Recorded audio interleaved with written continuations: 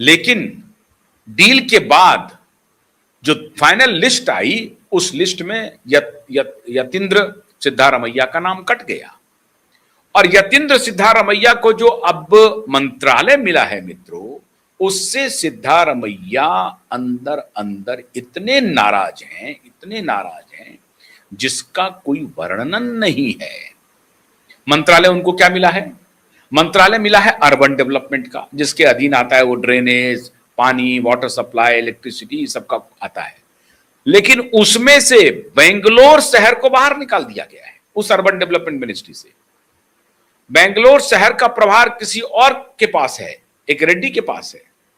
और उस बेंगलोर शहर में भी जो सबसे मलाई वाला हिस्सा है, बेंगलोर डेवलपमेंट अथॉरिटी BDA, वो सीधा मुख्यमंत्री के पास है।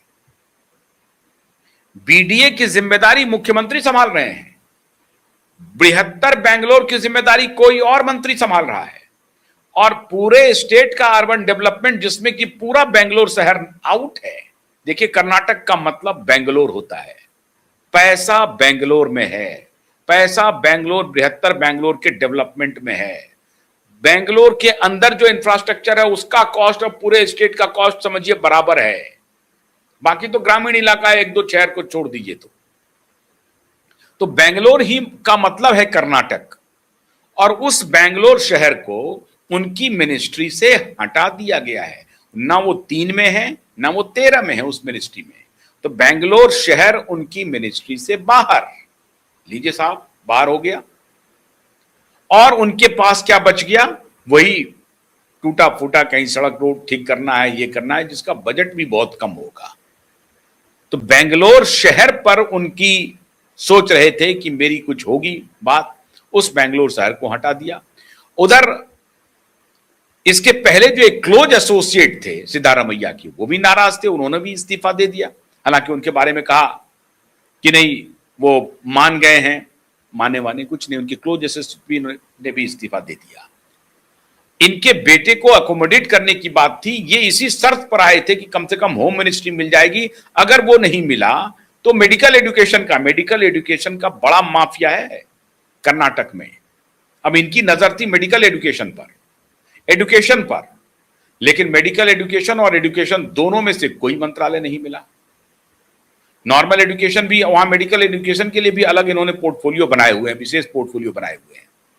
दोनों में से कोई पोर्टफोलियो सिद्धारमैया के श्रीमान पुत्र को, यतींद्र सिद्धारमैया को नहीं मिला।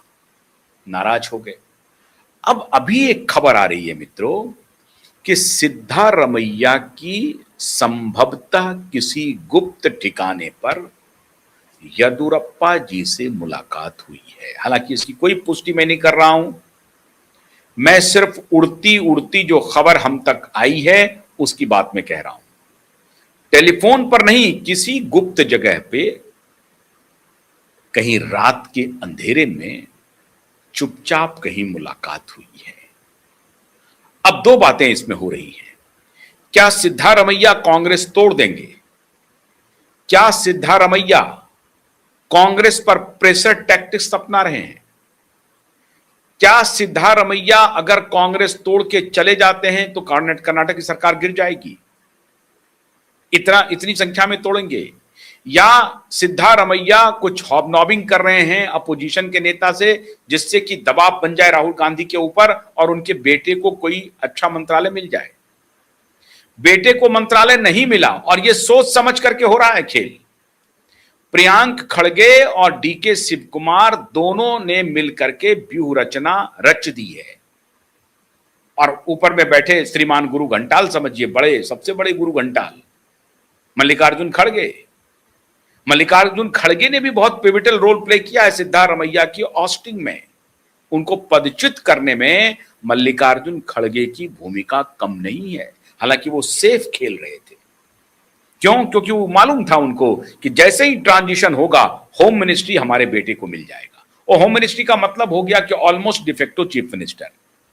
तो डिफेक्टो चीफ मिनिस्टर बनाना था उनको अपने सुपुत्र को। और कल को अगर DK शिव कुमार का कहीं से भी उनको हटाना पड़ा तो प्रियांक खड़गे अब रेस में सबसे आगे हैं।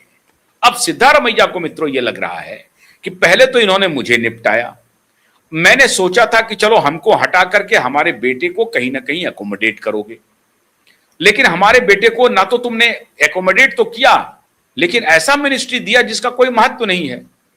अर्बन डेवलपमेंट देते तो इंक्लूडिंग बेंगलोर दे देते, वो भी नहीं। मतलब उनको उनकी औकात दिखा दी। पहले तो होम मिनिस्ट्री नहीं दिया, और जो मिनिस्ट्री वो चाहते थे उसमें से कोई मिनिस्ट्री उनको नहीं मिली, और उनको बता दिया कि भैया ये नहीं चलेगा। अब डीके शिव कुमार आके कह रहे हैं कि नहीं, हमारे और सिद्धारमैया के बीच में सब कुछ ठीक है, लेकिन डीके शिव कुमार सिद्धारमैया की चालबाजी को भूले नहीं है। इसीलिए अब ये प्रियांक खड़गे के कांधे पर बंदूक रख करके गोली दाग रहे हैं। कौन? डीके शिव कुमार, क्योंकि अब एक दलित चेहरा उनको मिल गया। अब मल्लिकार्जुन खड़गे का बेटा कितना दलित है ये तो पूरी दुनिया जानती है, लेकिन चूंकि उस जाति में जन्म लिया है इसलिए वो दलित है। तो आप वो दलित चेहरा के रूप में उनको भुनाइए। तो प्रियांक खड़गे हमेशा ये कहेंगे कि मैं एक दलित चेहरा हूं, और डीके शिव कुमार के हटने के बाद स्वाभाविक रूप से मैं मुख्यमंत्री की रेस में आगे आ जाऊंगा। लेकिन सिद्धारमैया ने कोई कच्ची गोली नहीं खेली है, फिलर साफ है। अब वो कितने विधायक उनके साथ आ पाते हैं? क्या वो विधायक 2/3 मेजोरिटी लेकर के आएंगे? क्योंकि वहां भी फिर एंटी डिफेक्शन से बचना है। तो अब ये उहापोह की स्थिति बनी हुई है। सिद्धारमैया के लॉयलिस्ट सिद्धारमैया के साथ जरूर हैं, लेकिन डीके शिव कुमार ने भी अपना लॉयलिस्ट बनाया हुआ है, प्रियांक खड़गे ने भी अपना लॉयलिस्ट बनाया हुआ है, और प्रियांक खड़गे के पिताजी अभी राष्ट्रीय अध्यक्ष हैं, तो उसका एक प्रभाव है। इसलिए जो प्रियांक खड़गे की गैंग में है, जो डीके शिव कुमार के गैंग में है, उनको लगता है कि हमारा भविष्य अभी उज्जवल है, सिद्धारमैया के साथ जाकर के फायदा नहीं होगा। तो अब यह हो सकता है कि सिद्धारमैया गुट के जो विधायक हैं उनकी संख्या बढ़ते जाए, फिर वो निगोशिएशन करें डीके शिव कुमार और प्रियांक खड़गे गुट के विधायकों से, और उनको फिर तोड़ करके लाएं अपने पाले में, फिर वो संख्या हो जाए, और फिर वो भारतीय जनता पार्टी से बात करें कि हम आपके साथ तो नहीं आएंगे, हम सरकार अलग होते हैं, एंटी डिफेक्शन से बचते हैं, आप हमें मदद कर दीजिए। रणनीति बन रही है, और इसकी पक्की सूचना है कि सिद्धारमैया भारतीय जनता पार्टी के नेताओं के संपर्क में हैं। अब ये कह सकते हैं कि कच्ची मुलाकात हो रही है, कहीं शादी विवाह में गए हैं वहां मिल रहे हैं, किसी फंक्शन में गए वहां मिल रहे हैं, ये सब बातें राजनीति में होती नहीं है। मुलाकातें हो रही हैं, बंद कमरों में बैठकों का दौर चल रहा है, और डीके शिव कुमार से सिद्धारमैया आज नहीं तो कल बदला जरूर लेने की स्थिति पैदा कर रहे हैं।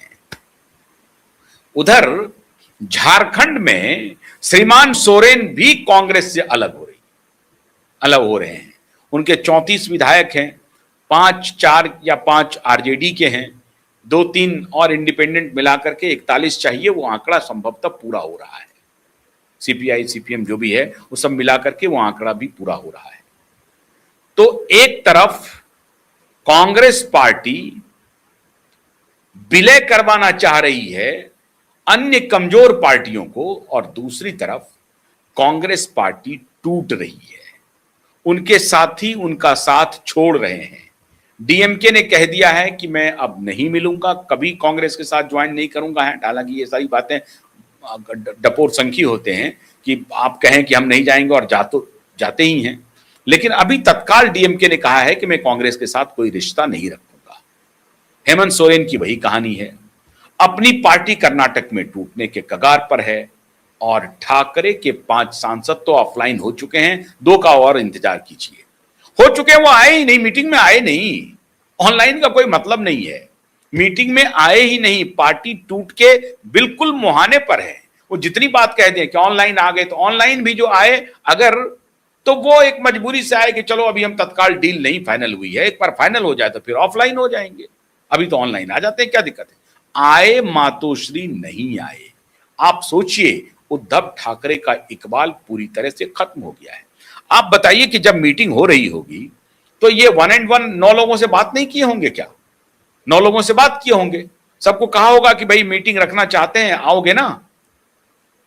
या तो ये बात हुई होगी, या ये बात हुई होगी हम क्यों इनसे पूछेंगे, मेरा फरमान जाएगा, सब आ जाएंगे।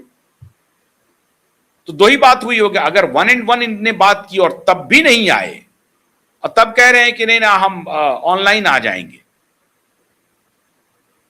तो ये जो पोस्चर ये दे रहे थे, ये जो गेस्चर उनका दिया जा रहा था उद्धव ठाकरे की तरफ से कि नहीं हम इंटैक्ट हैं, हमारे पास देखिए 9 सांसद हैं, 1 2 3 परेड करा रहे थे अपने घर में मातोश्री में कि 1 बाय 1 आ रहा और कैमरा देख रहे हैं कि 9 के 9 सांसद पहुंच गए। वो नहीं हुआ ना, तो कैमरा को दिखाइए कि ऑनलाइन थे।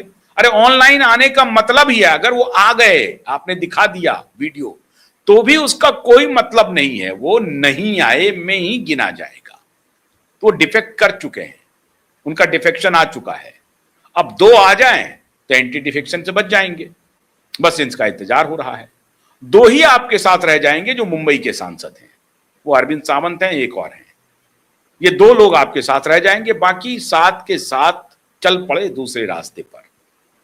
तो 1 एंड 1 मीटिंग करने के भी बाद और फरमान सुनाने के भी बाद ठाकरे के मीटिंग में 5 सांसद ऑफ हो चुके हैं और कांग्रेस टूट के कगार पर बढ़ रही है। अब देखिए आगे क्या होता है, सिद्धारमैया को कैसे राहुल गांधी मनाते हैं ये देखना होगा। टूट का बहार अभी चलेगा। बहुत बहुत शुक्रिया, नमस्कार।